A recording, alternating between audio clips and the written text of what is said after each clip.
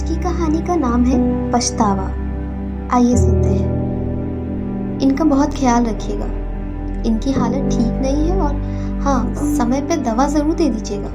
दिक्कत हो तो मुझे सूचित करने में ज़रा भी संकोच मत करिएगा। कहते हुए डॉक्टर साहब गेट के बाहर निकल गए। गोयल साहब मन ही मन बुदबुदाने लगे, काश पहले ही ध्यान दे दिया होता तो आज ये नौबत नहीं आती। गोयल साहब की पत्नी शालिनी काफ़ी समय से बीमारी से जूझ रही थी और उनके अलावा कोई और नहीं था घर में जो उनकी देखभाल कर सके। डॉक्टर साहब को गेट के बाहर छोड़कर गोयल साहब वहीं बरामदे पे बड़ी कुर्सी पर धंस गए। बड़ा भारी मन था। उनकी आंखों के सामने अतीत के दृश्य सजीव हो उठे।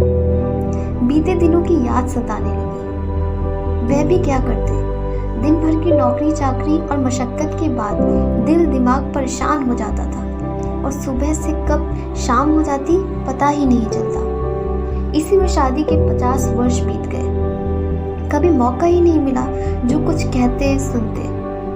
गोयल साहब के दिमाग में रील सा घूम रहा था। वे परिस्थितियों को जिम्मेदार ठहराकर स्वयं को सही सिद्ध करना चाहते थे। अपने को हर आरोप से बचा लेना चाहते थे, मगर कहीं न कहीं मन कचोट रहा था। कितनी बातें मैं बोलना शुरू करती, लेकिन आधे में ही मैं बात काटकर वहाँ से दाएं बाएं हो जाता। जब वे कहती, काम से थोड़ा समय अपने और मेरे लिए भी निकाल लिया करिए, वरना बाद में पछताना पड़ सकता है, मैं पत्नी की कही बात सुन लेता और निकल जाया करता। स्मृतियाँ अनवरत आवागमन कर रही थीं।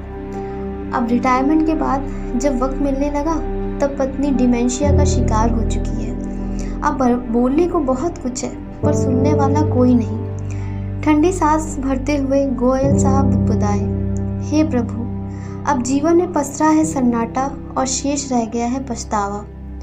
मन का शोर जीने नहीं दे रहा। मुझे माफ कर देना शालिनी, गोयल साहब मन ही मन बोल रहे थे। आज की कहानी यहीं समाप्त होती है।